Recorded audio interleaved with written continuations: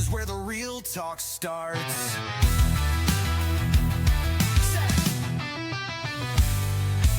So take a seat, have a chat, table talk, where the real talk's at.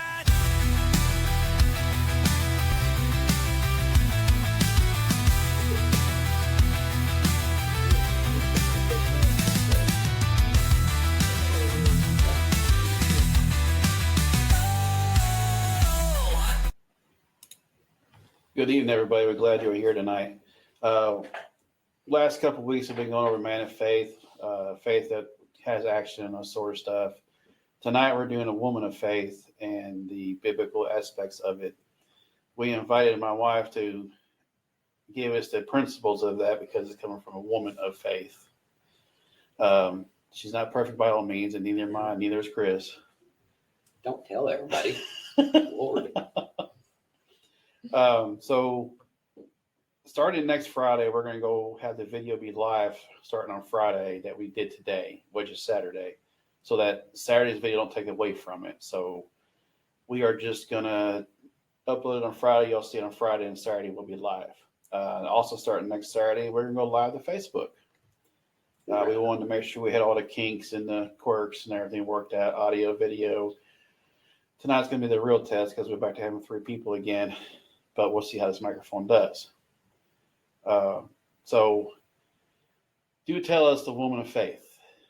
Well, what do you think a woman of faith is? Me, caveman. I mean, it's interesting to see what the man's idea is, you know? I can tell you that it's hard to look out in the world and find one. Yeah. All right.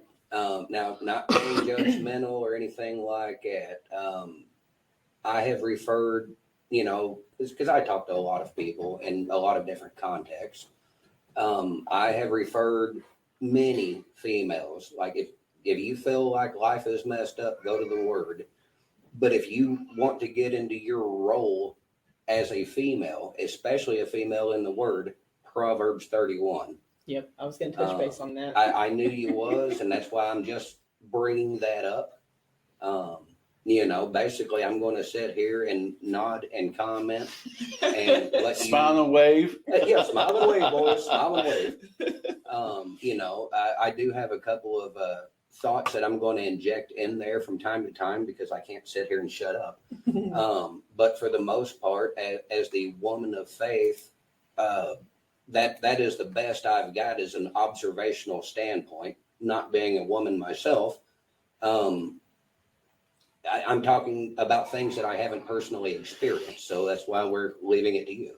Well, a woman of faith is a lot like the man of faith in many ways. Right. We have the same responsibilities to God, the same, we're supposed to fully walk with him and spend time with him. And the biggest difference is we submit. Well, the male submits also. Well, they do to an extent, but they are the leader. They lead over the woman. So, our biggest thing is that we struggle with is that submission. Well, y'all don't like the word at all. No, we don't. And I think we touched base on that in a previous lesson that we did. Like I hear thunderclouds rolling in as I speak. The biggest thing for a woman of faith is trusting God. Yep. Trusting God and be obedient. Pray. Dig in your Bible. And that kind of reminded me, I'm reading this book. What is it called? God, I can't remember what it's called. I have to look that up. I don't remember either. I just started reading it. I'm on like the 3rd page and I'm already like, hey, honey, I got an aha moment. That's good though. In it, it's talking about, and it's kind of talking about the same things, being of God, being a woman of God, being, a faithful servant. But it was talking about, and which I was going to bring this up too, is some examples, Martha and Mary in the Bible. They were faithful servants. Now, we are talking about the Lazarus' sister. Right.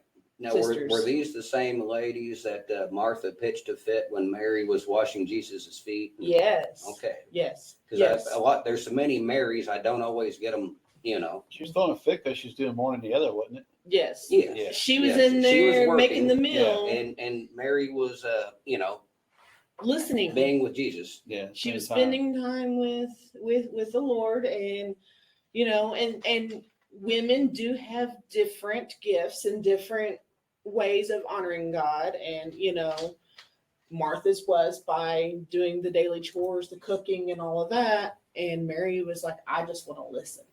I just want to be here. I want to learn. I want to be in his presence. Who wouldn't want to be in his presence? Right. I know I wouldn't want to be doing household chores when Jesus is sitting there. I mean, I hear it straight from his mouth, Right. but Martha was serving the way that she felt Correct. needed to be. And she got upset when Mary wasn't helping.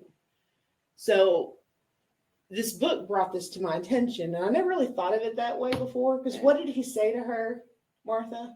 She's where Mary is, where she needs to be. Leave her alone. Well, not only that, but if my memory serves correctly, that is the only instance in Scripture where Jesus allowed himself to be served. Mm-hmm. Because even at the Last Supper, he broke the bread and passed it around. Yep. Now, I'm sure that there were other folks there who refilled the drinks and whatnot, but Christ himself served. Yeah. It it wasn't all about him. I mean, it was, but it wasn't. It Yeah. was, but Yeah. wasn't. Yeah. But if I recall, that is the only instance where Jesus allowed himself to be served. Every other instance, he was healing, feeding the sick, teaching, preaching, serving others. It's something we talked about, I think it's last night before, this whole series. And I really don't want it to end because it's been got us, I don't know about you, but us for sure, we are digging deep Right. and learning at the same time. I always knew the man of the house.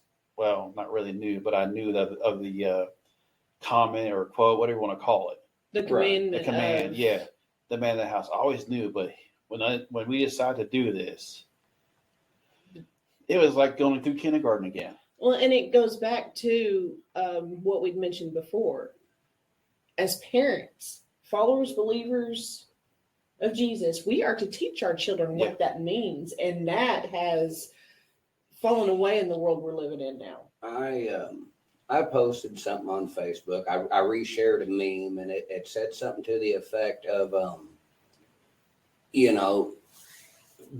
biblical Christianity isn't popular. Popular, Christianity isn't biblical. And I don't remember where all it went from there, but a friend that we all went to school with commented on there, and it's like, that's why the world is the way that it is. So many of us has gotten away from it.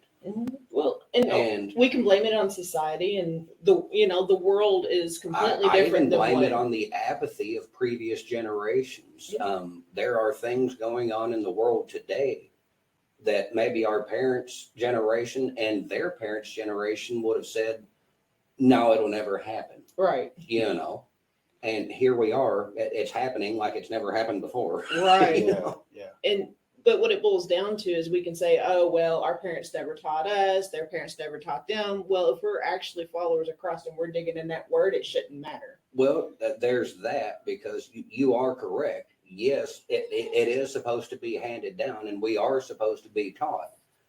But we are in an age where we have access to, it's like we're not in a situation where we can't get a hold of a Bible, where we can't find a church or any sort, we're out of excuses, to be honest with you. Yeah. If we're not following the word, if we're not reading the word, that is a choice. It's not an excuse. It is a choice. But that also goes to the parents who say that they are believers and followers of Jesus. If they're not teaching this stuff, then they're not doing Then biblically correct they're either. lacking somewhere. Yes. And- Yeah, so there's plenty of opportunities out there to learn this. And I mean, like I said, we weren't taught. So what did we do? We decided we were going to do this, and we've been digging and digging and digging. And, it's opened our eyes up to so many different things. Like we Right. knew the concept, the basics, but, actually digging in and seeing and actually working it has Well, been. and trying to figure out, okay, it says that, but what does it mean today? Yes. And that's one of the parts that always gets me is, like, okay, you're the head of the house. Well, I can do that. I mean, I'm the guy. Yeah.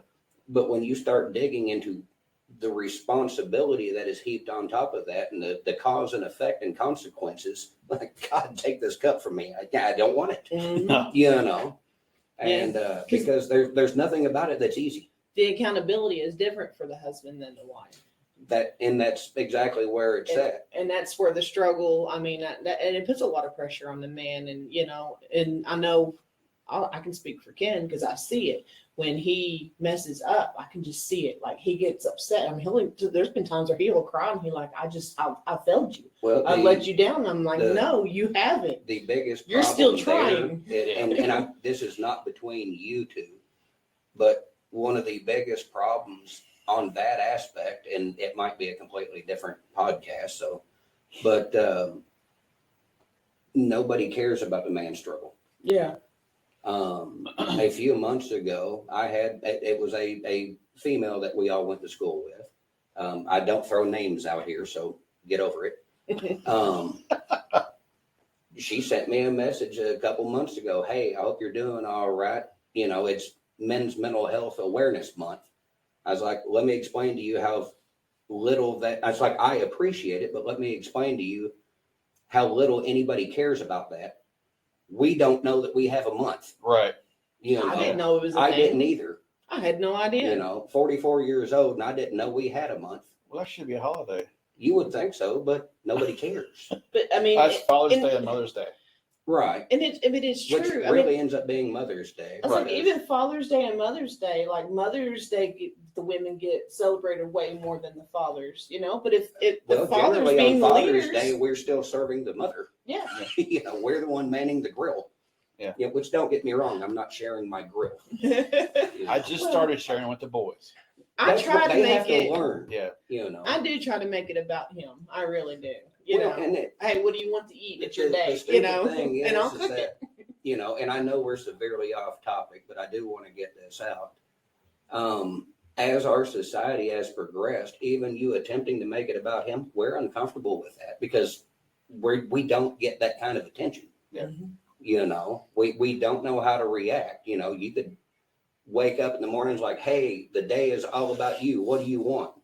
Like, boy, I feel uncomfortable. I want you to go over there and leave me alone, because I'm uncomfortable as heck right now. Yeah. And I will say that women do tend to feel that way from time to time too. That's entirely possible. Yeah, Yes. because I mean, how many times have I said I don't want to be the spotlight. I don't want to be no, don't make it about me. Right. Let's just do our day and be done with it. And it can be, just as frustrating for the women too sometimes. But that's not how society portrays it. Right. Society, it's all about and I have noticed that it's about the women, and I'm a stay-at-home parent. Mhm. We just adopted the grandbaby and we're Right. raising her.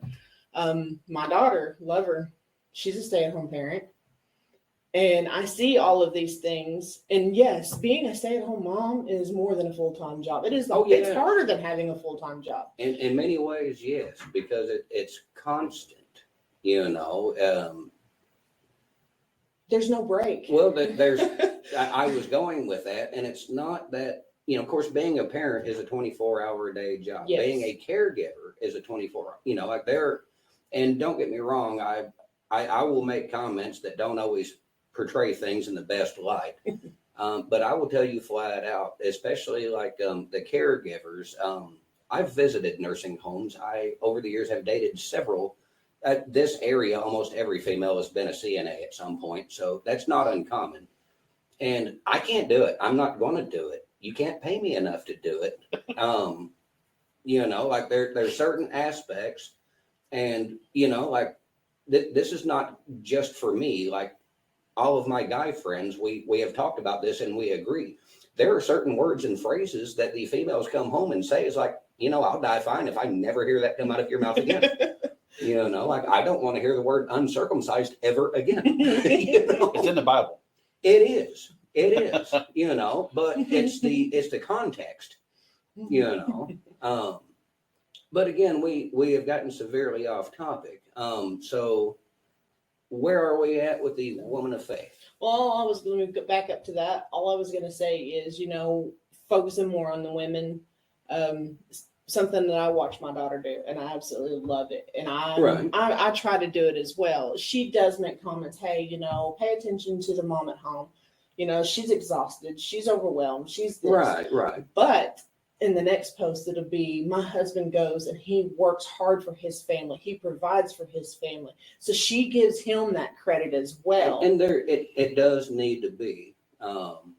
And like I said, I do feel for the stay-at-home parent, caregiver, however, because it's not always a child. Sometimes it might be an elderly parent that you're taking care of.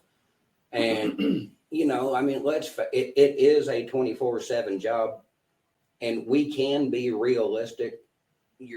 A person isn't actually serving every 24/7 moment. Right. But with work, you get to go home and leave work at work. But if it weren't You for know. our men out there working, You wouldn't have that opportunity To be home. And then again, I feel for those who have the split role. They Mhm. do work and still come home and try to do what they can as a homemaker. yeah, it's hard. Yes. It is hard I'm only saying this just so that, we can put more focus on, the husbands, the fathers, they're out there, and like the single fathers. I mean, that have custody of their kids full time. I can tell you flat out, that is that is hard. well, that is if you bring that up, it is more common now, but Mm-hmm. 20 years ago when that was unheard of. Yeah. So you the bring it moms up, were the ones raising the kids, and You the know. dads were doing, I went through whatever that. dads are accused of doing. Yeah.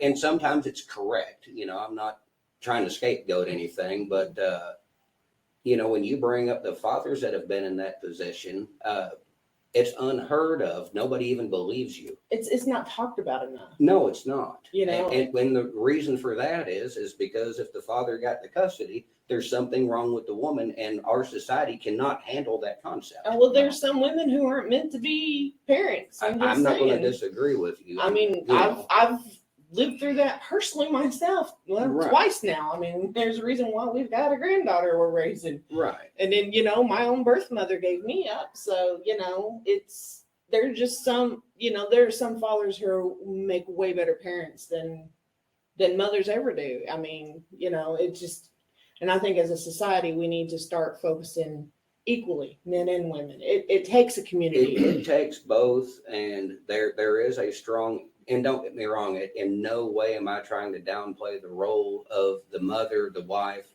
Oh, no. But yet I do want to put an emphasis on the male leadership aspect. I mean, statistically, if a mother comes to Christ, the kids are like 17 to 20 something % likely to follow in that. Mhm. But when the man starts serving God, you're up in the high 80s and 90s. Now you can draw whatever conclusions from that you want, but that is the data. Yeah. And the same thing can be applied in reverse is when we look at dual role households, like raising kids with a mother and a father, or even if it's a step parent. Mhm. If we compare kids statistics to a 2-parent household versus a single mother household versus a single father household, and I'm not making any assumptions, this is the data. A 2-parent household, the kids are far less likely to get into drugs, to get into prison, to get into jail time. Now, we all know somebody that grew up in a nice home and made bad choices. Oh, yeah. But we're talking about on a grand scale, what are your percentages? Right. And when you look at single mother households, almost everybody that's in jail for drugs, for abuse, for violence, whatever the case may be, most of these people came from a single mother household. And I'm not trying to put the women down in any way. It's just when you move, and there have been single father households now long enough that we can start collecting data. And the statistics are almost identical to a dual parent household. So the role of a male plays some Mhm. significant role. And that is why God put him as the head. Well, and that's the point I'm trying to make is I'm not trying to take down women in any shape, way, form, or fashion. But there is, so much of our society, especially since what the 60s or 70s has been, you can do anything a man can do. Okay. But that doesn't necessarily mean that you should, Right. like I can walk in moving traffic, but it doesn't mean it's a good idea. Mm-hmm. And that's really the only where I'm going with that is, there is an aspect where the male presence, and especially a godly male presence, Mm-hmm. plays such a major role in the development of our families, of our children, that, I don't have all the answers for the who's, the what's, and the whys. It's just statistically it's there regardless. Well, I mean, it's biblical. I mean, it all goes back to God's original design. God designed it that way for that reason. I got to watch my squirming. I keep moving out of camera. Something to remember when God said, make him, like when it comes to marriage, the man, the wife, well, God's in the middle. Yeah, So you bring up the 3-stranded cord. So I think the reason why God did this, it would make sense to have a man of faith and a woman of faith. Yeah, that is Because the design. I read something last night, I think it's in Corinthians. If the husband does not believe, but the wife does, I'm trying to remember exactly what it said. He's to leave her, or she's supposed to leave him, or something of that nature. Well, that gets into the unevenly yoked aspect. Yeah. Yeah. Because the likelihood, and ladies, I hate to tell you this. You're not going to change them. No. If I'll throw that out there. again, statistically, if a female finds a man and she's like, okay, he's rough around the edges, but I can work with that, and I'm going to change him. Yeah, it ain't going to happen. 9 times out of 10, it will not happen. If you can, she won't respect him and she'll leave. And that's Because true, she's too. now changed him into somebody that She she didn't- wasn't attracted to. Right. And I had that conversation. Me and my daughter and one of her girlfriends went bowling a month or 2 ago, something like that. And that was brought up by the friend is like, I kind of like this guy, but, he needs a little work. I was like, stay away from him, leave him alone. Yep. I was like, because if you can change him into who you think he needs to be, you won't respect him Yep. because you was able to make him change. I'm like, and it's the stupidest logic I've ever seen. It always reminded me of that woman But having a it's- bad day cutting her hair thing. You're having a bad day, you go cut your hair, and then you cry because you cut your hair off to show him. I'm like, that is the stupid. I don't get it. Yeah, I don't. Yeah. I didn't forget what I was going to say. Well, and don't get me wrong, men do stupid stuff too. This ain't a No, we woman's No, don't. I job. mean, I was going to say about the woman trying to change the How man. often do we pitch a fit where we tear up crap that we have to now fix or replace and then throw a fit about that as well? It's stupid. It might make us feel better at the time. I remember a tablet going flying across the floor I once did and no such shattered. thing. It fell. He dropped it sideways. Yeah, that's what it was. That's what it was. There she goes being an archaeologist. She get hysterical. Yeah. Didn't rip that fooger, remember? But yeah, I mean, it's not our job to fix the man. That's God's job. Right. And I think that when what you were saying, when we're like, oh, but I fixed him and I don't like him, well, it's because it wasn't our job to fix him because we turned him into what we wanted, not what God intended for him. Well, and there's also a correlation between trying to find what we want versus what we need. Yes. Wants and And- needs are and that- completely different. Yeah, and that's not a gender thing. We're all guilty of that Yep. nonsense. Yep. So, All right. So woman of faith. yeah, so it's back on track here. So Ooh, look, something shiny. Squirrel. So yeah, we said about trusting in God, and we're talking about Mary and Martha, and how the way that they worshipped God was different. Yeah, they served in different capacities. Yes, but something that caught my attention when Jesus told Martha. No, Mary's where she needs to be. It made me realize something. How often are we so busy doing for God that we forget to be with God? Mm. I heard a pastor bring this up years ago, and I passed it along to my pastor a few weeks ago because somebody asked,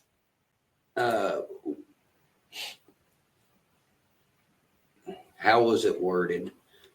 There is I want to say it might be in James. I could be completely wrong on that, but there is a reference to being in a constant state of prayer. Mm-hmm. And they asked, like, how can one accomplish this? And he was going over all that. And of course, I can't keep my big mouth shut. So I let him, and he touched on it. I just couldn't shut up. And it's like, okay, yes, how often are we praying to God? We need to be praying regularly, Mm-hmm. which, fine, I'm not opposed to that. When do we shut up and listen? Yeah. You know, almost never, because we're busy telling God what we want, what we think he ought to do, Mm-hmm. what we would like him to do for us. And, you know, don't get me wrong, I'm guilty of this very same, you know. Oh yeah, we all are.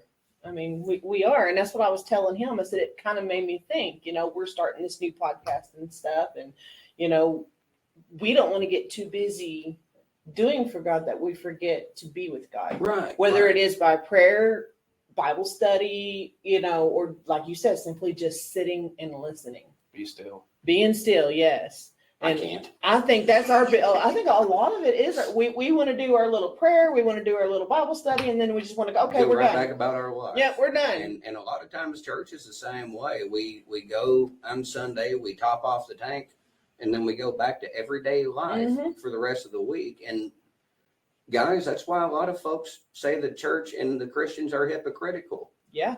Now I'll correct them because I'm trying not to get sidetracked here. Either way, hypocrites, that's a different conversation.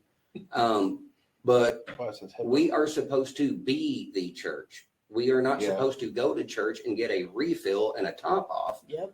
Now, don't get me wrong. Sometimes that's exactly what we need. But Sometimes your cup's so empty, you just have to. and I'm not disputing Yeah. that, but But it's not supposed to end just on Sunday. it's not supposed to be for us. That's the thing is we go and a lot of times we're getting that word, that message, that worship time, and we're using it for our benefit, but we are supposed to take that in so we can then pour it out. Yeah. You know, I always wondered why when you go through scripture, it always refers to us as a broken vessel. Well, what happens when you pour into a broken vessel? It leaks back out. Yeah. That's exactly what we're Mhm. supposed to do.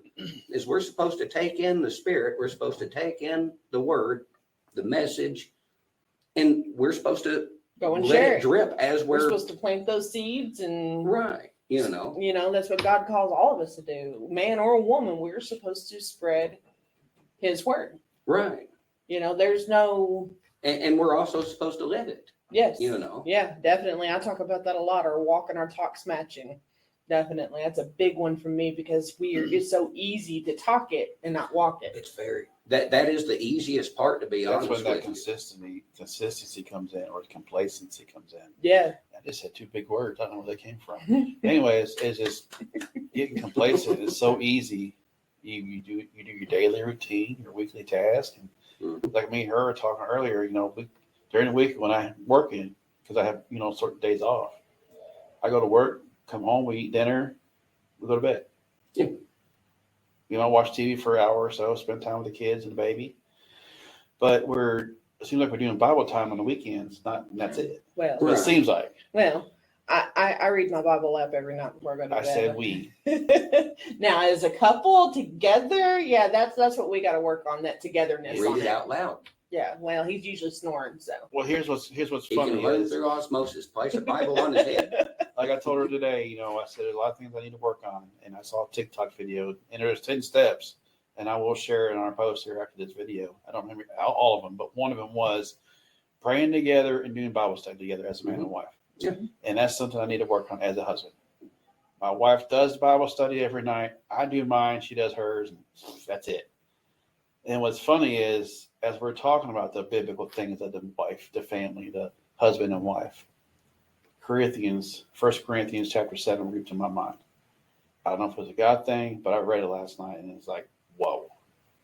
Of course, and the wife's over here like, Okay, now spit it out because I'm, don't specifically recall 1 Corinthians chapter 7. Basically, it's talking about how husband and wife are supposed to spend time together. it's Okay, it's yeah. Paul's Paul's story. message to the church is Paul about said you're not the supposed couples. to neglect your Yes. wife. You're not supposed to neglect your husband. Okay, so this is also the submit chapter. Yes. that we Yes. like the submit Yes. one, but not the rest of it. You're not Yeah. supposed to deny Okay. them or stuff like that unless it's Right, agreed right, upon. right.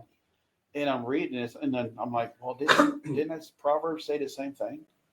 Weird how that happens, isn't it?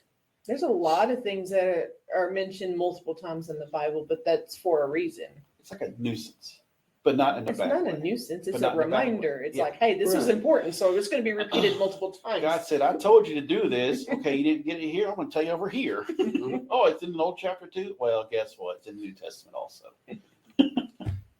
Right. The thing about it is, if it's important, it will be made known. Yeah. It'd be read. Yeah. But it'll say God said. And that's it. And, that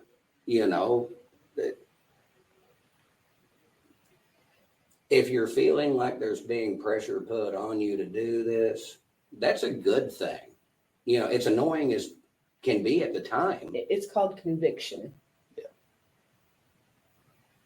and And, I'd just say embrace it. And the wife- God says do this, do it. and the you know, wife may make have time. the wife may have mentioned this a few times over the last year or so. They Hey, look we at need her to putting her authority in there. we need to pray together. We need to, but again, that goes back to the role of the wife Right. and a faithful woman, a woman of faith. When you know your husband is not doing biblical, we are to gently guide them back. Try to at And least. this time it wasn't another man telling me to do it. I know. Right. I know. Usually I'll tell him and somebody else will say it, and it's usually a man, and he'll be like, yeah, I got to start doing that. And I'm like, we just had this conversation like 2 days ago and you didn't listen to me. He's like, but I don't listen to you. The man says it, and yeah, okay. I was like, what? That kind of bothers me a little bit. I know it shouldn't, and I know The God works downside different is ways, and it's what He needed for him to. men She men said view in the that picture. very thing in the opposite, almost like cheating. If we talk to you and you don't listen, and especially if it's an advice thing, like what should I do or where should we go with this or whatever. If he speaks to you about this and you don't listen, but another guy comes and says the same thing, and you're like, okay, yeah, I get it. Like we view that like cheating. It's like I just said the same thing, but you have to take his word for it. Really? It's I looked at it this way. She said this, I forget what it was. It's been about a month ago. When she said what she said, and then the next Sunday the preacher said something. That's just confirmation saying, hey, listen to her. was that the tithing one? Yeah, that's it. But Yeah. do you notice how he said how long it took for the confirmation to hit? Right. That's hey, your God gave you your wife for a reason. Yeah, it did. He speaks through her to me a lot. Well, that's the role of the wife. It's like that freaking cowbell. Dong. Like, thank you, Jesus. And again, Sorry. and that's how God uses a woman of faith. That kind of goes Well, back just to look at that, the woman of faith. The woman look of at that. faith. Just look at that. And it goes into like the whole trust in God. We are to have that faith in God, and we are to believe in His promises and to act upon that belief as a Right. woman of faith. And we're supposed to do it in confidence too. I don't know if you even knew that. We were Mhm. supposed to be confident about that. God said He will, so we're supposed to confidently agree. Okay, yep, He's going to do that. Confidence is not one of my strong suits. I touched on this, I think, last week, but also in sharing with other folks. We are to have faith. Faith Mhm. is important, but you don't have to have faith in things that you know. You know, do you have to have faith that God exists, or do you know He exists? Prove that he don't. Well, and that's where I'm at. It's like you have If faith. God keeps His word and He keeps His promises, you don't have to have faith that God is going to keep His word and His promises. It's like And that's where we have trouble is we know the electric bill is going to show up at the same day every month, you know, and we don't have faith that it'll show up. We know it's going to show up. Does that make sense? It's like you have faith in that fuel pump. Yeah. It Well, got I really didn't. I had faith in my God, Okay, you know, so because fuel pumps generally work or they don't. so this got actually kind of interesting. And I actually got permission from my daughter Alicia to share this. So I will say her name because she gave me permission. We were talking about how we were doing this on faith. I forgot about that. So she got a new king size mattress. Right. Her father-in-law had to pick it up. They were following him. It was in the back of his truck. Well, he was in a hurry and may have went a little bit more than he should have. And It may have exceeded the posted what- recommended speed limit, you know, so you know, imagine that it's not strapped down. bad move. Hey, Um, didn't flick the straps and say, that ain't moving. from what I understood, it wasn't strapped down. From the sounds of it, no. So let me put that out there. That from what I understood, well, they're following close behind. Next thing they know, they see this mattress, Oh, yeah. you know, flip up, and no, I mean, like It's everybody's fine. It's helicoptering. Yeah, and She's like, not freaking out. she's not freaking out. And her husband, she said her husband looks at her and he's like, "How are you calm?" She goes, "I had faith. God had us." She's like, "I just knew I had faith." And She goes, "Inside, I might have been freaking out a little bit. You know, that's kind of scary." Well, I mean, you also have to be thankful. It's like, well, it's not a giant piece of steel. It's at least soft. Yeah. Well, they were following so close, but they still. I don't even think she said that they ended up not even hitting it. Right. And so there was no car damage. There was no like nothing. Like, you know, they missed it completely. If I understood Did the mattress correctly. survive? Huh? Did Yeah. it? Yeah. Everything survived. There was no damage to anything. And the grandbaby slept through the whole thing. Yeah. They always miss the best stuff. So But it's funny, but she's talking about this, and we just got done doing our podcast. yeah, and she was like, you could share that if you want. And I'm like, well, if we could fit it in somewhere. And you said the faith about your fuel pump. And I was like, oh, Right. speaking of, and again, that's a woman of faith. Yes. You know, she had faith. She's like, yeah, it was scary. Not going to say it wasn't, but I knew it was going to be okay because I knew God had us. I just had faith. Right. And, you know, that again goes to that, you know, fearlessness is actually what's next that I was going to call out. Fearlessness. Right. You know, having that faith of God's got me no matter what. Mm-hmm. God's got me. He's going to protect me. He's going to guide me. I might not like some of it, but No. his way is better than mine. And I have to have that fearlessness, that faith in knowing that he knows more than me. And wherever it may go, and it might be scary at times, it may be out of my comfort zone, which, you know, doing this is out of my comfort zone, you know, but, and he asked me, he's like, have you been nervous about this at all? And I was like, I thought I would be, but I'm not, you know, and that tells me that God has put us here. And then again, that's where I have that faith. God has us doing this for a reason. This isn't about us. This is about God and getting his word out. And so that tells me, I believe that this is, you know, our calling from God. Mm-hmm. Like this is what we're supposed to be doing, because I've not been nervous about it, and I'm not good on public speaking at all. And he's like, I haven't been nervous either. And I'm like, well, that's good. You know, that means we're doing something right. We're having that faith in God, and he's going to get us through. And, you know, and our audience might be a little low right now, but you know what? God can turn it around and do miraculous things with I it. heard a If we story. reach one person, just one person, we've done what we're supposed to do. I heard a story, and I don't know how accurate it is because this was way before our time. But back, let's say roughly Depression era, there was a church outside of whatever area this happened in that was doing a tent revival. This gentleman invited one of the neighbor kids to go, about 12 or 13, I think he was. Might not have even been that old. Kid didn't want to go. He's like, well, I'll bring it up when it gets closer. So, and this guy just bought a new truck.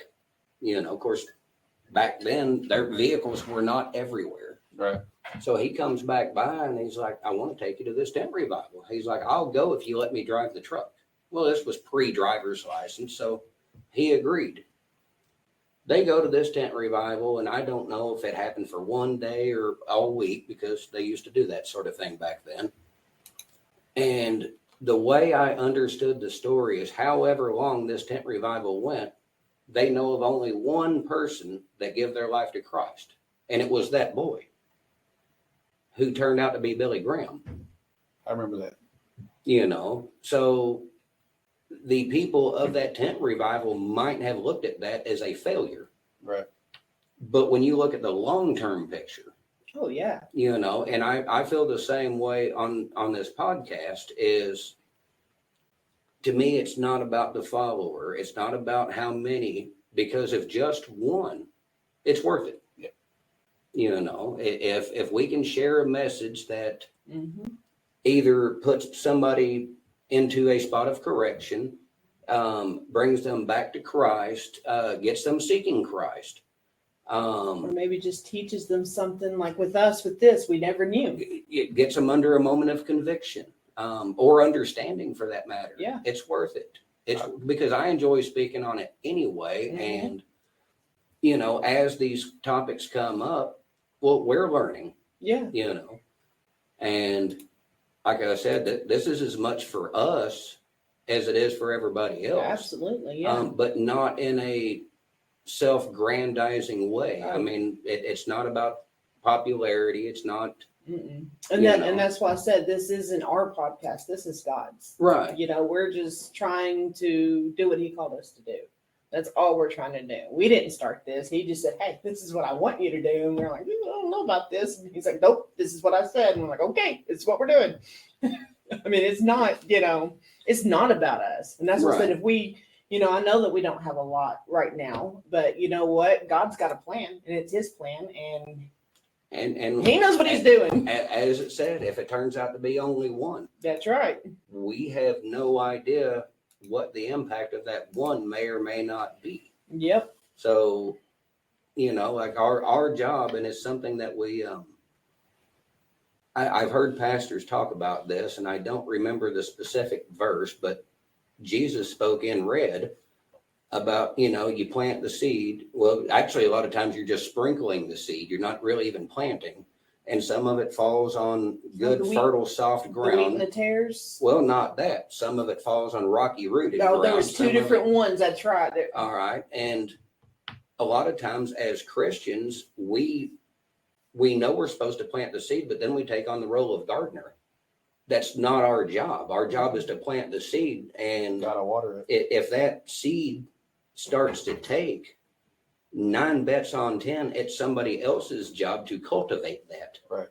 You know, so, but a lot of times that's where we're at as Christians is, we want to take that role start to finish. You know, we want to see the results of our work. Mhm. But But it's not our work, no, it's not. and that's where. And it's we- not our place. That's where that's what I was saying a while ago about the man and, you know, the woman's wanting to fix the guy. Well, that's not your place. No. That is not your place. You can plant the seed, but it's up to him and God after that, Right. you know, and that's where free will comes in on that Right. one. Love and compassionate. You know, I mean, that goes back to also the wife being, you know, she's supposed to be the nurturing one in the home, and, you know, and it's the same. You got to be loving, compassionate for God, for people, if you're going to be a woman of faith. I heard a lady say that in her house, her husband is the head and she is the heart. Yeah. And You and know. that's pretty much, you know, that's pretty much summarizes that part of it. Yeah, he's the head and she's the heart. She's the one that does the nurturing with the children, even the husband, you know, if he's having a really bad day, guess what? I'm right there. How can I help? What can I do to help you? You know, and that works both ways too. I mean, he does that for me too. Right. You know, you both have to be, Supportive. you know, supportive and She keeps loving, me from and choking the kids. that I do. I can see where that would be important. I kind of have to intervene sometimes. Like, no, honey, don't. Yep.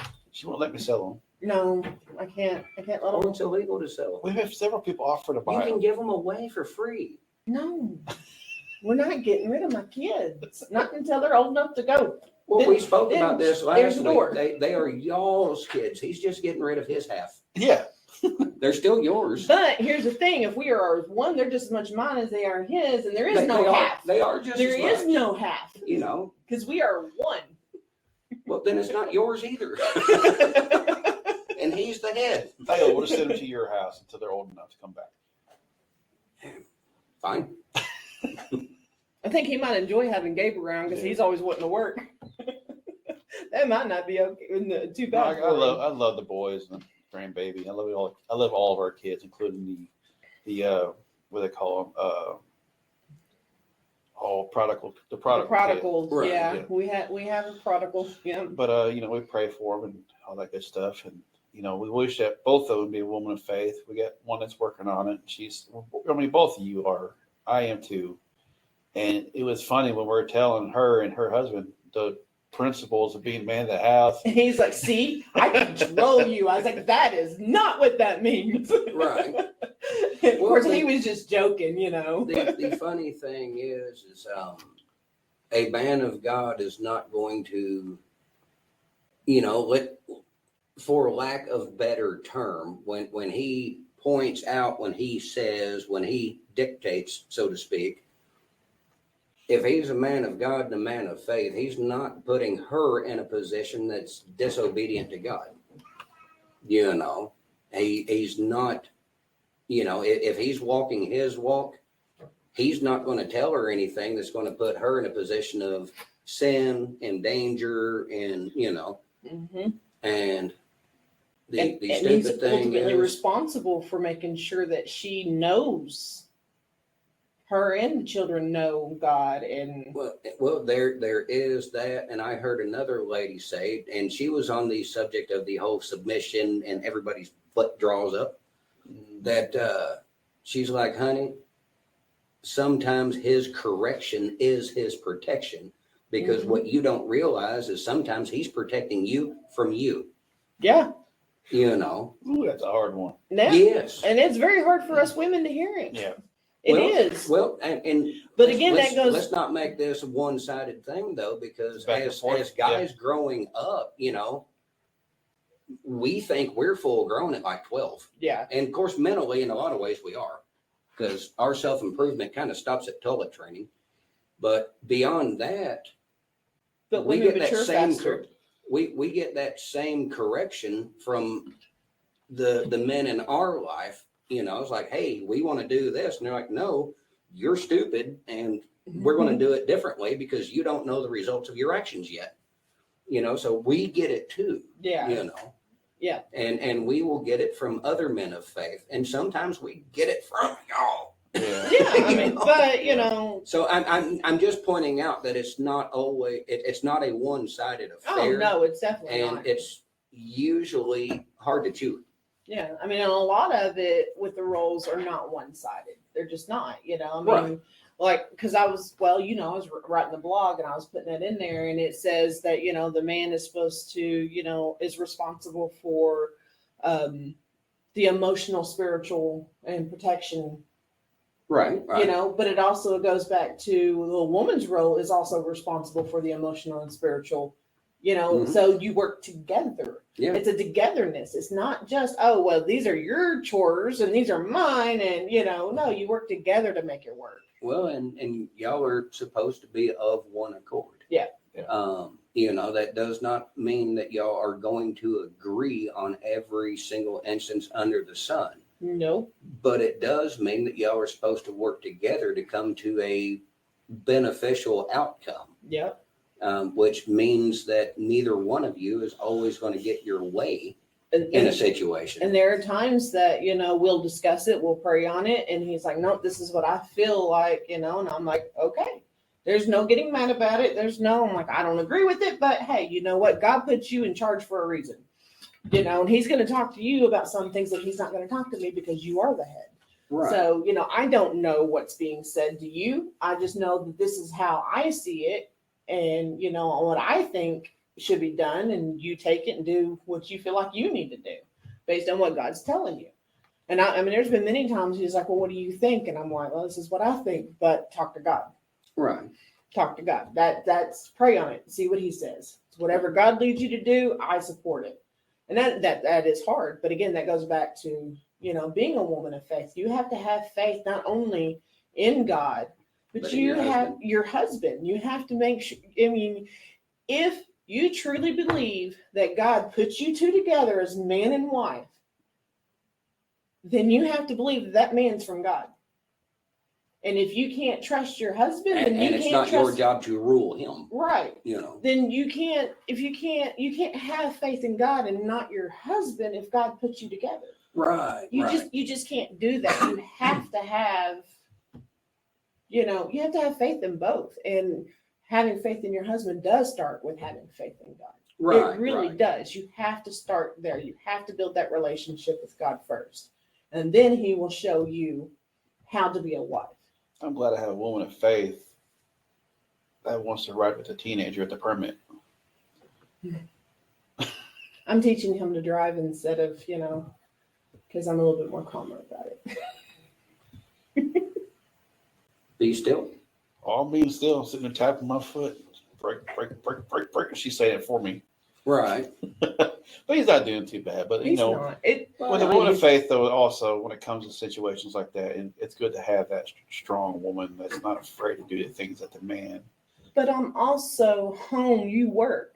Yeah, and she's looking the window. I'm sorry. Sorry, guys. The grandbaby's tapping on the window, licking it. All right, then. Now she needs her crayons and helmet. She's good to go. Amen. I don't forgot where I was going with that. Talking about me being A woman of faith is. I'm not saying she's not me, but yeah. in general. She's not the good. She's not the perfect example, but she is an example, and I'm loving it. And as she said, we're learning together. I'm not perfect. What? I'm perfectly imperfect. How's that? You're perfect for me. That's right. You're perfect for me. And ew. Chris just said. Yeah, that's why I just made y'all stop. No, I don't care. We just lost our 2 viewers. Great. I, well, I spoke with you about this, I don't know, a year or so ago. You'll see people there on Facebook. It's like, hey, we've been married like this long, and hey, great, you have beaten the odds. Like, I'm happy to hear it. Well, what the ones that upset me is the ones that find the love of their life 9 times a year. oh yeah, Yeah. I know one of them. Yeah, it's like, no, you just found something new and shiny that doesn't know that you're full of crap.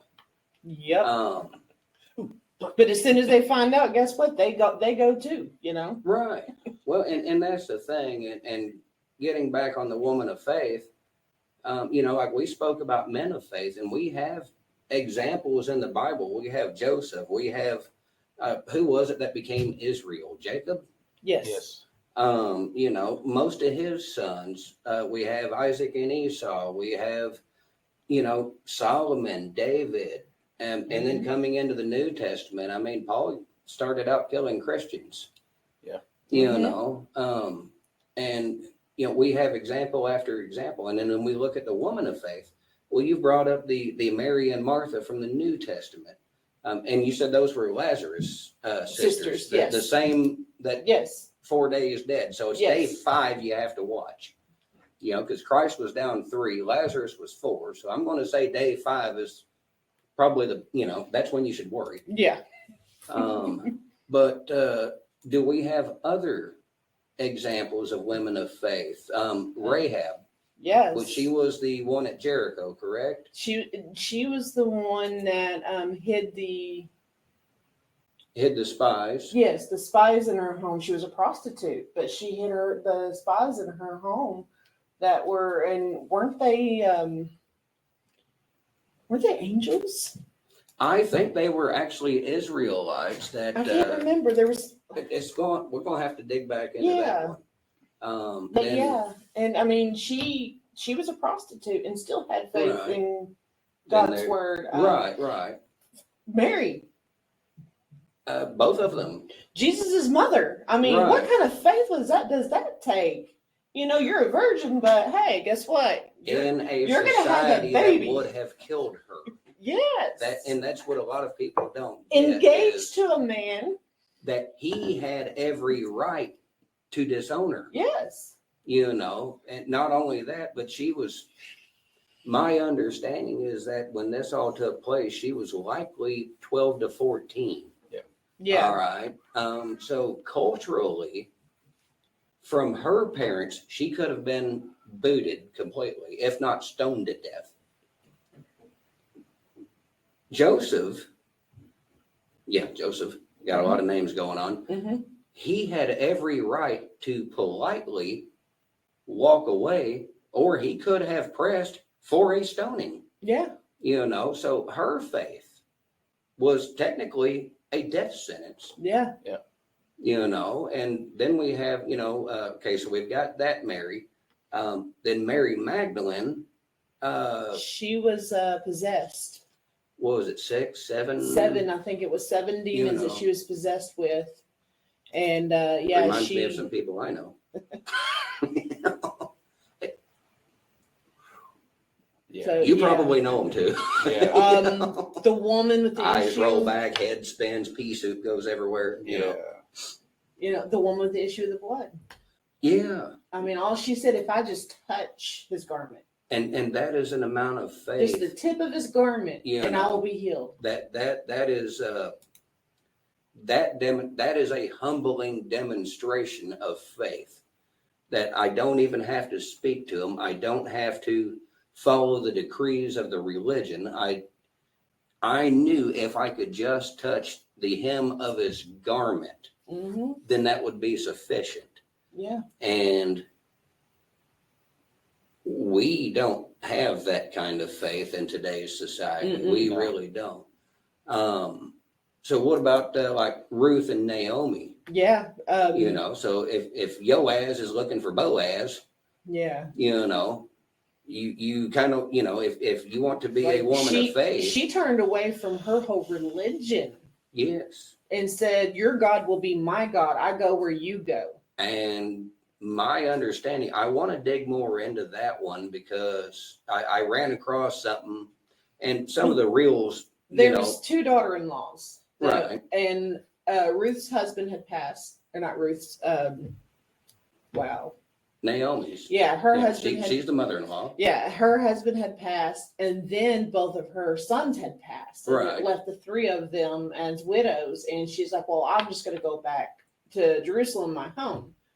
And as they're traveling, they get so far, and she turns to Ruth and the other daughter-in-law and says, return to your homes.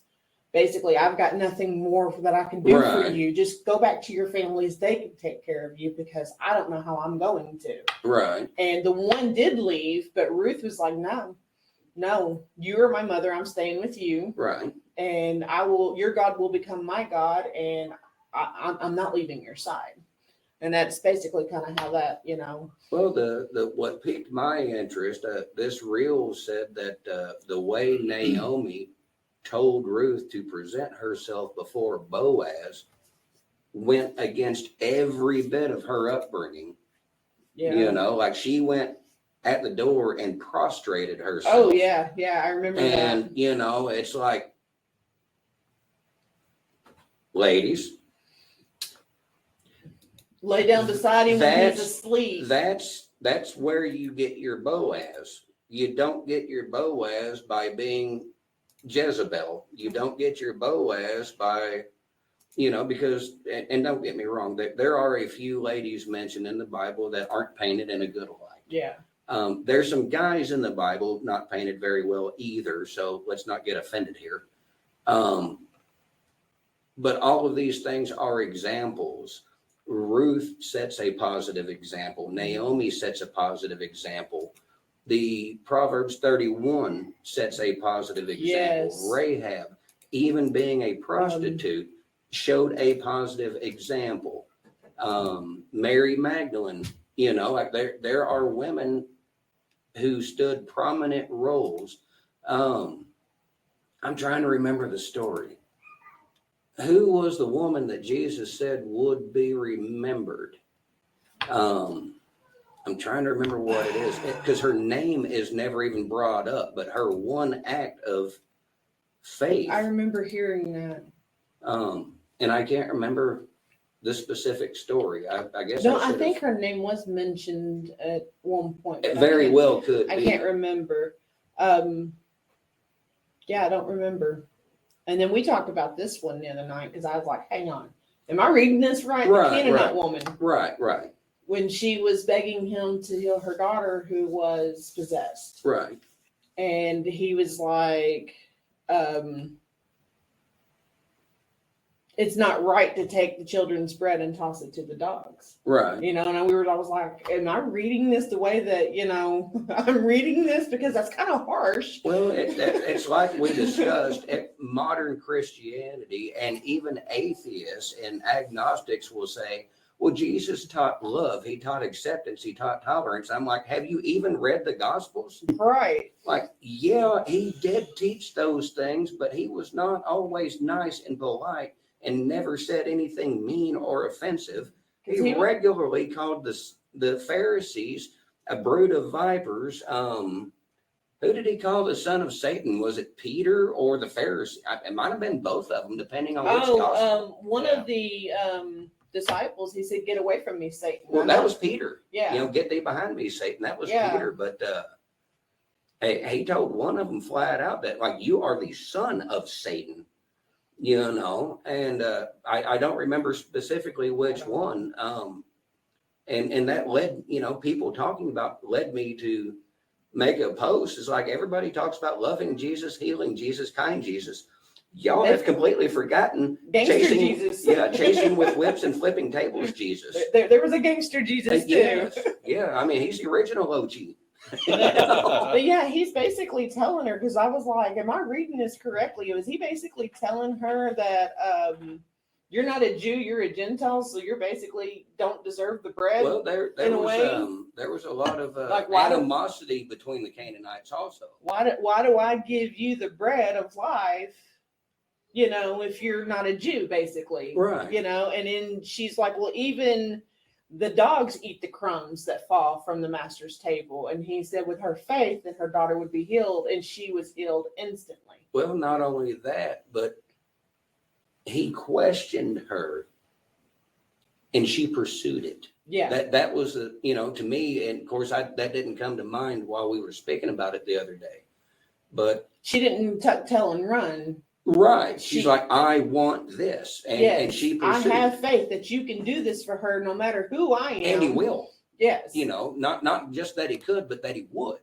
Yep. But that's another, woman of faith.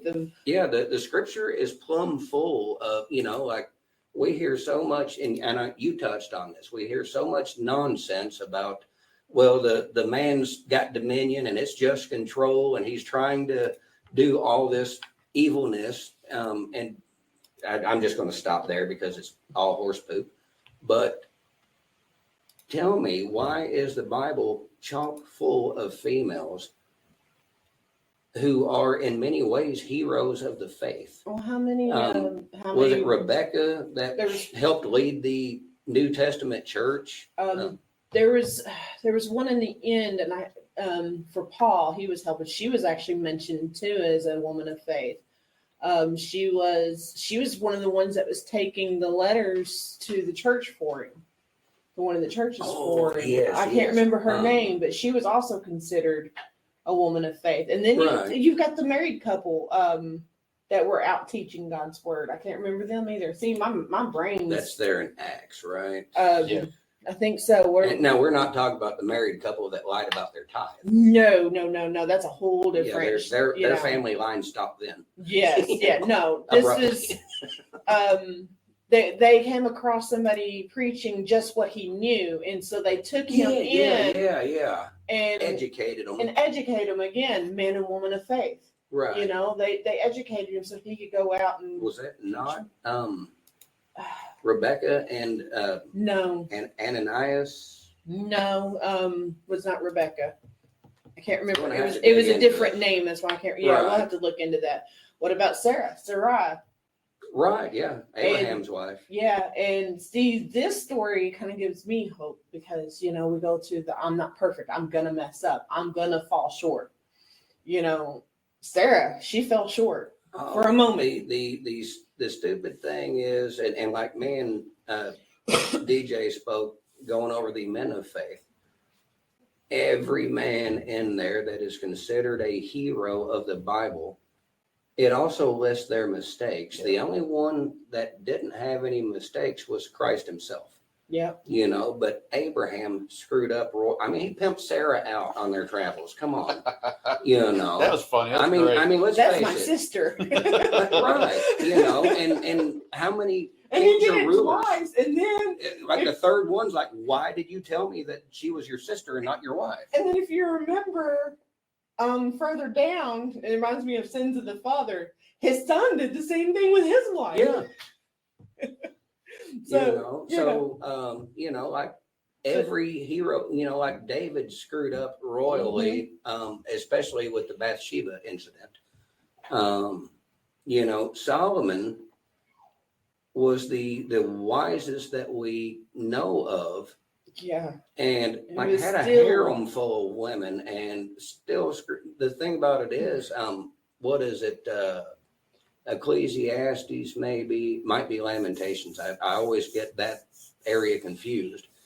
Where I have chased power, I have chased money, I have chased Mhm. goodness, I have chased women, I have chased everything in this world that this world has to offer, and all of it's pointless and meaningless. Mm-hmm.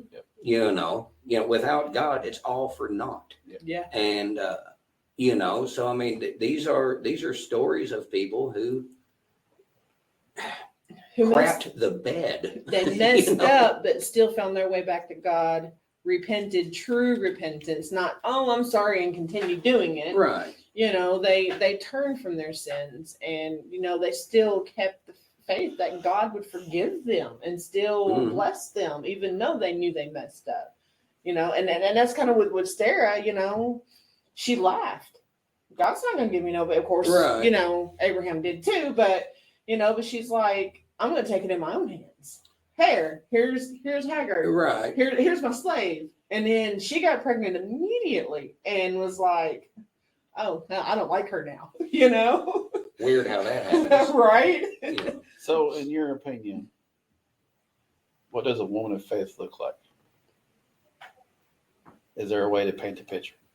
I thought I already did that, but okay. He's getting us back on topic. Well, that is on topic. That was on topic. We're talking about Sarah's faith, and Well, I'm just you know, trying to. she lacked trying to faith for a second, but then reevaluate she it. came back. Well, You know, I'm, yeah. asking, I'm the- asking because we've went through several days. I just want to do it Proverbs 31 is Yes. going to be your best go-to for woman of faith. She's going to be loving, compassionate, fearless. She's going to be all about God. She's going to go all in with God. And that's not saying that she's going to be perfect. Right. She's going to mess up. She's going to falter. She may have doubts from time to time, but it's But on. she's going to take accountability. Yes. You Yes. know, which is a bad word this day and age. Yes, she is going to spend time with God in prayer, reading His Word, listening to Him. She's going to be obedient, be submissive. She is going to be a wife that her husband is not prideful, but proud of. Mhm. You know, And she's going to be the wife that God called her to be. Yes, Right. She's going to allow God to change her into Yes. who she's supposed to be in God's eyes, not the world's eyes, not her own eyes, Right. but who God says she is. And she's going to see herself the more she gets closer to God. She's going to see herself more as God sees her. And she is going to be humble. She's not going to be prideful or boastful, or, you know, she is going to serve. She's going to love. She's going to give. She's going to be, you know, wise. I mean, wisdom is a big thing, you know, Right, but that right. goes again to researching and, you know, listening to God. and she's going to be loyal. I don't know if I said that already. I'm kind of I don't think you have. I just but- wanted to enter it, get back into it. You know, Right. she right. has said it once before, but I want to get back into it in case somebody just started watching again. Which Absolutely. the reason why I said that because somebody did just start watching, and I wanted to let them know what we're discussing. Right. A woman of faith. she's going to strive to grow for spiritual growth. She's not going to say, "Okay, I read the Bible once, I'm good." You're not going to go to church and help they bless you if they can. No, Put your front lip out. no. I mean, I finally this beginning of this year finally finished the Bible for the first time all the way through. Right. I don't know how many times I've started and like I can't get into it. Right. And then something just, I know what it was. It wasn't just something. It was God. And he was just like, nope. This You can do it. I don't know. This passion just out of nowhere was like, okay. And honestly, it goes back to kind of the church that we, he did a challenge to read the full Bible in 30 days.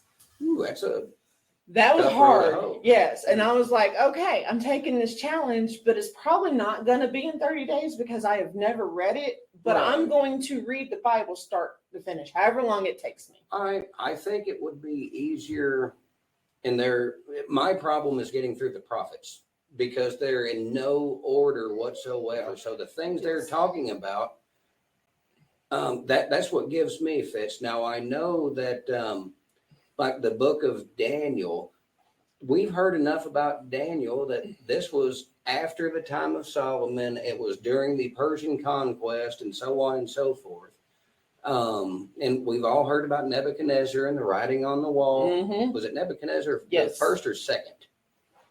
First, wasn't it? The first, I believe, yeah, because he's the one that went mad and it was his son that screwed up. And that's where the writing on the wall came in. I believe. Yes. So, like, I'm pretty sure. but that's my problem getting through the prophets is the association. What are they talking about? When, like where does this fall with the rest of the Bible in the timeline?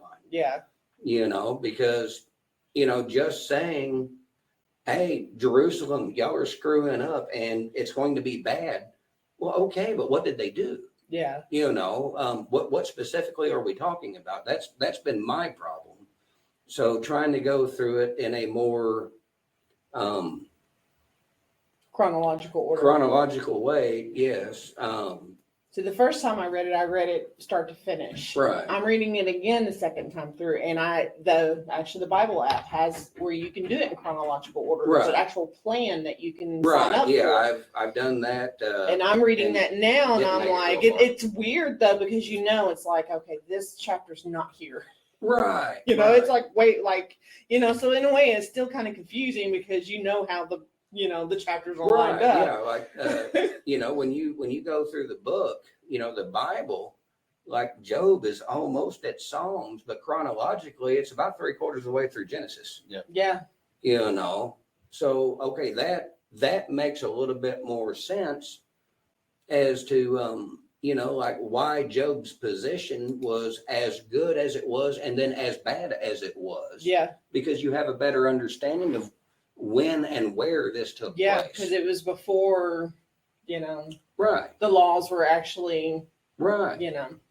But yeah, so I took that challenge and I read through it, and now I'm on my second, like I said, the chronological one, and it is kind of neat seeing it in that perspective of how it actually happened. Right. And I do different translations. I do New King James, and then I did MSG and an ESV, and that's another thing that I'm going to do is I'm going to go through and read it. I did New King James the first time. Right. I was doing MSG and somehow I got switched to ESV, so I don't know.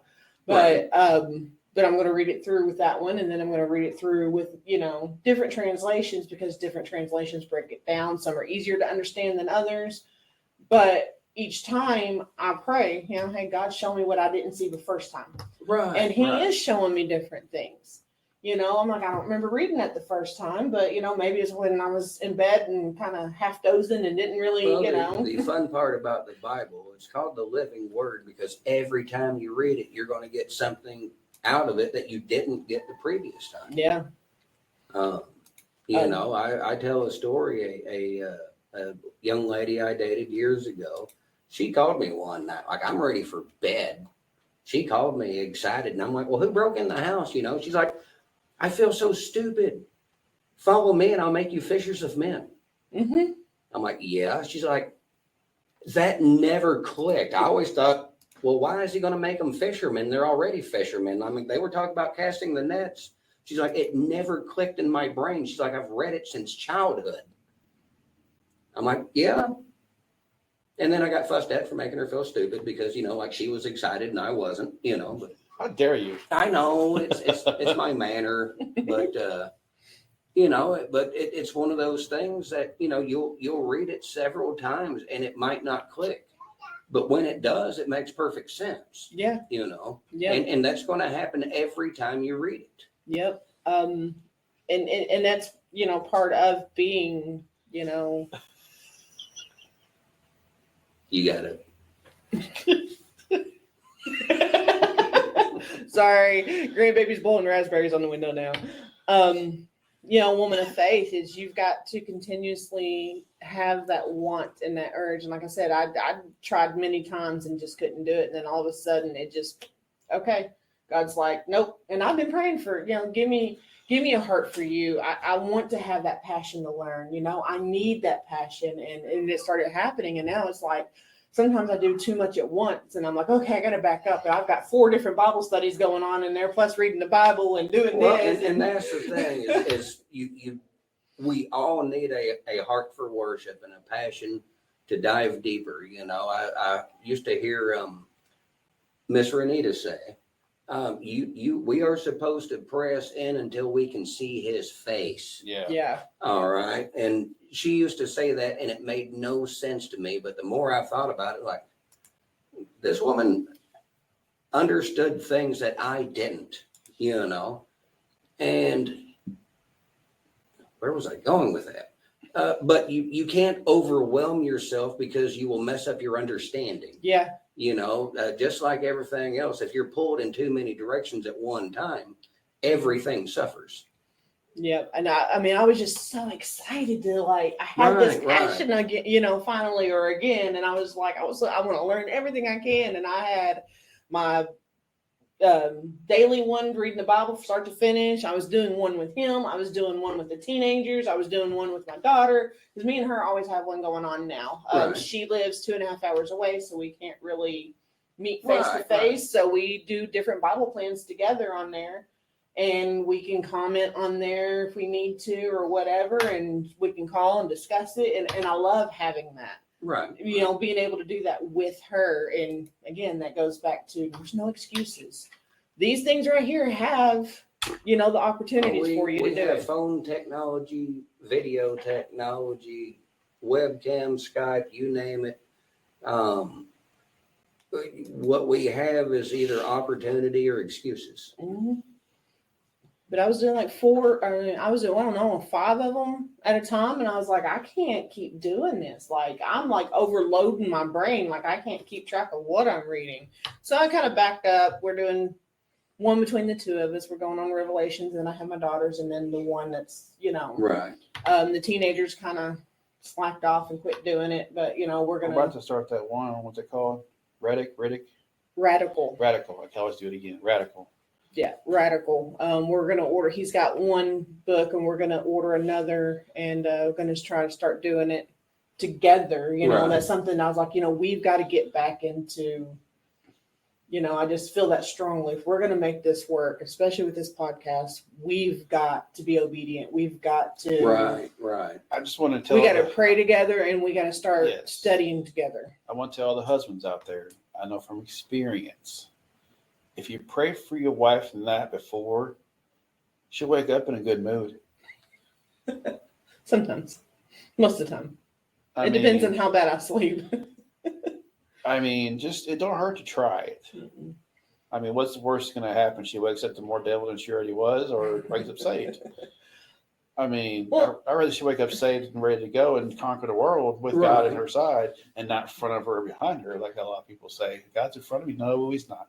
Well, he can go before us to make a way. I agree. He's agree. everywhere. Yeah, he's like a He's omnipresent. He's everywhere. squirrel. He's everywhere. But he is with you. Well, that is the thing, and I agree with this the banter back and forth here. Yes, God does make a way, but He walks with us. Yeah. But He also leads. Yeah. So I mean, it's a difficult concept for us to get, but it's no different. Like, have you ever twisted your ankle? You've got somebody helping hold you up. You're there side by side, but they're driving, to be honest with you. Yeah. It's really no different of a concept, because no matter how we face it, we're still going to be broken in some fashion. Right. Yeah. But Become He's the broken. one that makes us whole. God wants you to come broken. Like a lot of people say, we're going to go on this subject for a second. A lot of people go, well, I got to get right before I get with God. No, you don't. No. No. You're never going to be right until you get with God. Yeah. A Well, woman of and- faith will do just that. I got after a friend of mine not too long ago. I was like, when are you going to get your heathen rear end back into being a man of God? Well, I just have a hard time going to church. Everybody's a hypocrite and this and that, whatever. I'm like, dang, do you ever go to the hospital to see well people? That's a good one. Like, do what? And I was And like, you don't go to church for the people people. don't want to go to church because it's full of hypocrites. Do you go to the gas station? Do you go to Walmart? Everywhere you go, there's hypocrites there. Yep. So why is It's- church the one that you can't stand seeing them at, but you go everywhere else that they hang out? It's not about churches aren't about the people. It's about God. That's You go to see God, not the people. right. Now I'm not saying there are some instances in some churches where it's best to kind of walk away, but that's Yes. God's discernment to place on you. Right. That's between you and God. He'll tell you where if you need to be there or not. He's had us. And for the you know, record, you need somebody that's teaching you scripture, yes, not somebody who's not going to step on your feelings. yeah, I heard a pastor say several years ago, it's like, if I'm not getting under your skin, I'm not doing my job. yep. And while that's inconvenient, he's correct. Yeah, and there are too many who want to give you the niceties of the Bible and don't want to teach you the harder things. Right. There are some who will teach you the harder things, but they're not 100% biblical. There is that, and I do think that there's, if you listen to a pastor preach, and let's say they're preaching for an hour, if it's 45 minutes of you're terrible and 15 minutes of grace, they've missed the mark. Yeah. All right. Because that tells me that you're right back into preaching the law. Yep. Yeah. Okay. But on the exact opposite is also true. If you are one of these prosperity gospels that you only preach the benefit, but you don't preach the sacrifice, you don't preach that hell is hot and sin is real, well, you're still under a false teaching, So it's what you need is the Bible, Yeah. not part of it, not just the feel good part. I mean, we all like to feel good, but if you're not getting correction, then you're not growing, Yeah. And it's uncomfortable. Nobody likes it. No. Nobody likes it. I don't like it.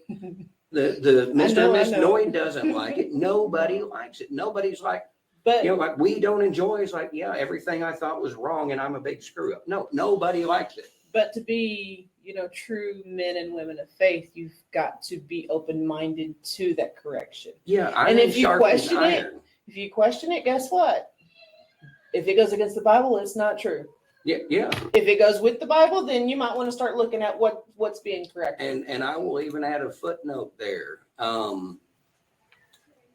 The Bible, it's very complex, but at the same time, in many ways, it's not. If somebody is trying to make a point, the more strings they have to draw to make their point right, the less likely it is to be true. Mm-hmm. The other, and don't get me wrong, don't misunderstand what I'm saying. If they're making a point and they point out 35 scriptures that reinforce what they're saying, you can build on that. Yep. But if they're bringing up a bunch of vague references and trying to tie it all together to make, basically, you want to operate by the KISS method. Keep it simple, stupid. Pretty If much. the Bible says it's wrong, it's wrong. There are some things that I would say are a safe assumption. The Bible doesn't specifically bring up, like, I mean, I'll say it. The Bible does not specifically condone abortion. It doesn't specifically bring up the practice, No. but there's enough in there that's like, well, it does have a hard time about sacrificing your kids. Well, It does have a hard time with the concept the of murder. you're not really a person until the magical trip down the vaginal canal. See, Yeah, but then God says, I knew you before you were born. Right. I know every hair on your head. And he Right. also said when was it he was talking and all the little children were gathering around him. What did he say about the little to children? be like children. And then he said, if anyone were to hurt these little children, it's better for them to have a millstone in their neck and then to be drowned. Yeah. So how is abortion okay if he's saying that? And also, I want you. thou shalt not murder. I shall not. And that's the thing. I ran across a video. That is the more accurate translation. A lot of us were brought up, thou shalt not kill.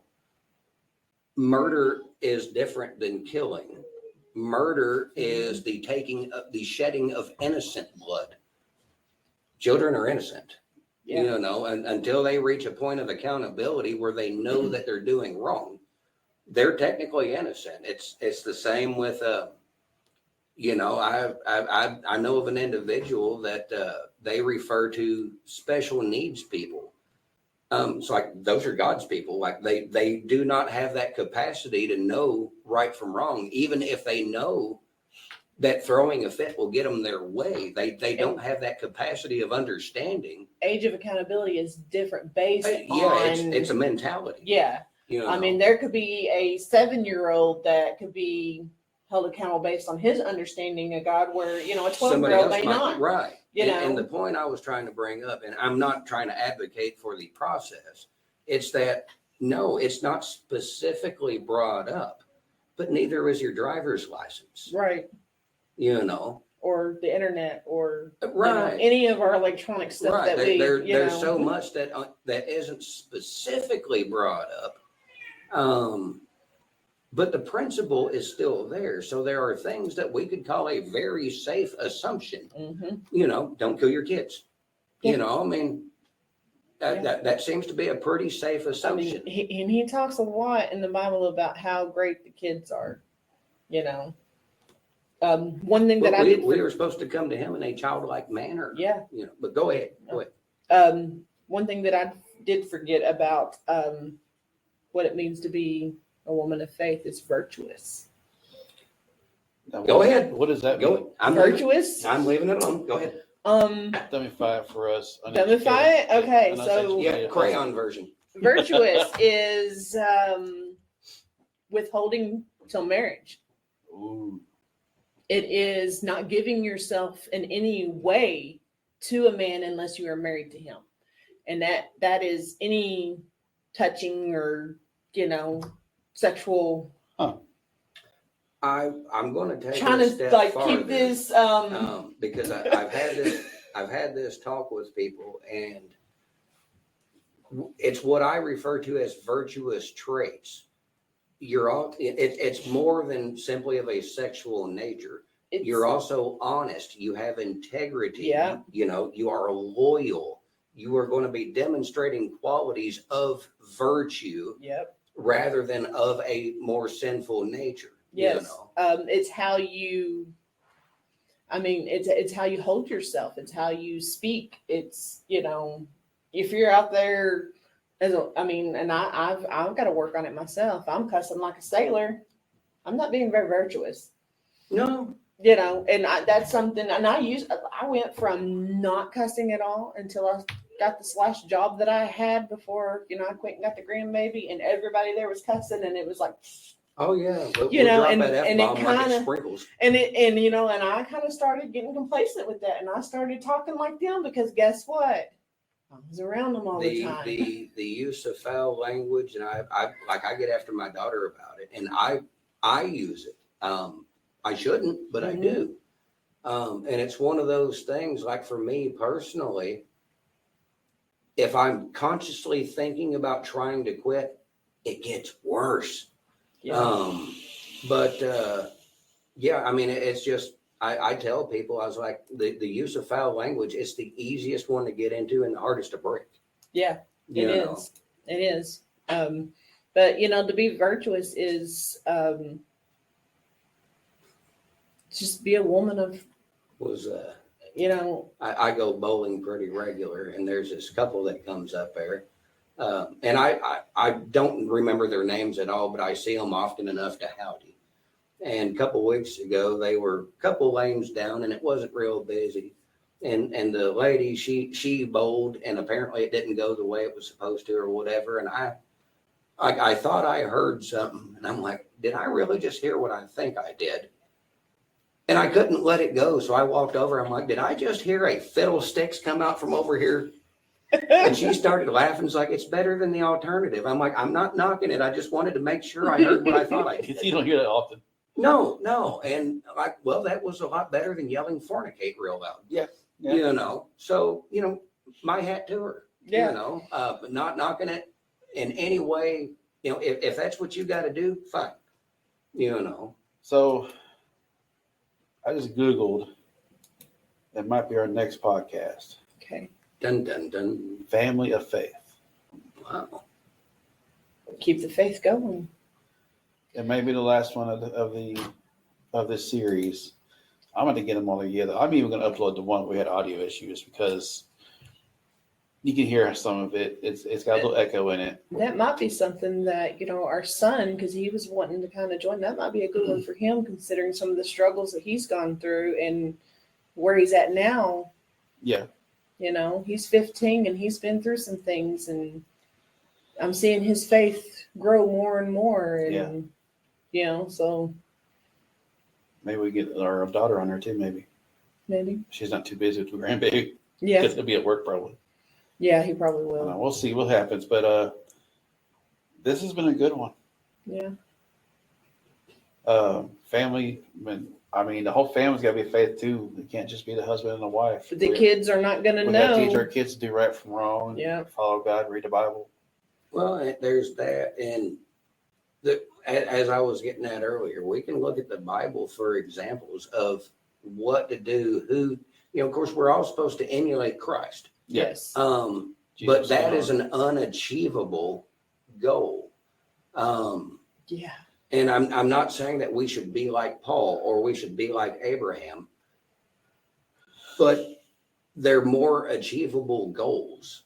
So we could, to some degree, we could take reference from Abraham or Joseph or Mary or Martha, Mm-hmm. or about 70 of the I mean, Marys. they're just good examples of. Well, and that's the point I'm making is, like as a woman of faith, you're going to want to look at the Proverbs 31. You're going to Absolutely. want to look towards Ruth and Naomi. You're going to want to look towards Mary and Martha.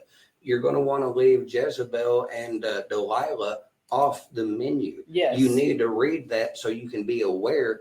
Don't do this. Yes. And if you find that you are emulating some of those characteristics, stop. Yeah. But those are prime examples of how not to be virtuous. right.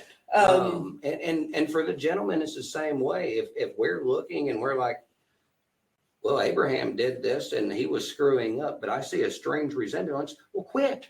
yeah. Yeah.